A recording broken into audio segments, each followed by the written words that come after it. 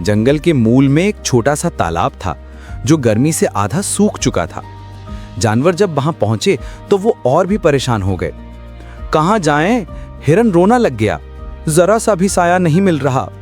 बंदर भी बोल उठा, सब पेड़ों की शाखें इतनी ऊपर हैं कि नीचे कुछ ठंडक नहीं मिलती। तभी गिलहरी को कुछ याद आया। चलो मेरे साथ। वो सबको एक जगह ले गई, बिल्कुल उस छोटे पेड़ के पास। छोटा पेड़ थोड़ा दुबला पतला सा था, पर उसके पत्ते नीचे तक फैल रहे थे। उसकी शाखों ने हल्का सा लेकिन बहुत मीठा सा साया बनाया हुआ था। सारे जानवर उस छाया में आ गए।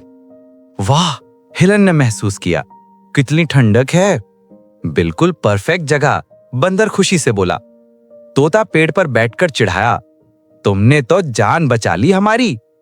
छोटा पेड़ खिंचकर खड़ा हो गया। पहली बार उसे लग रहा था कि वो भी काम का है। जंगल के सब बड़े पेड़ दूर से ये सब देख रहे थे। नीम का पेड़ ने हिचकिचाते हुए कहा, हम गलत थे, छोटा होने का मतलब बेकार नहीं होता। आम का पेड़ भी मान गया, हर किसी की अपनी इंपॉर्टेंस होती है। उस दिन के बाद जंगल में कोई भी पेड़ किसी को कमजोर या बेकार नहीं मानता। सब समझ गए कि हर चीज चाहे छोटी हो या बड़ी अपनी जगह एक जरूरी रोल निभाती है। और छोटा पेड़ वो जंगल का सबसे प्यारा पेड़ बन गया। जहां भी कोई धूप से परेशान होता सबसे पहले उसी के पास आता। उसने सबको एक सिंपल सा सबक दिया, छोटा होकर भी बड़ी मदद की जा सकती है। हर किसी की एक अलग अहमियत होती है।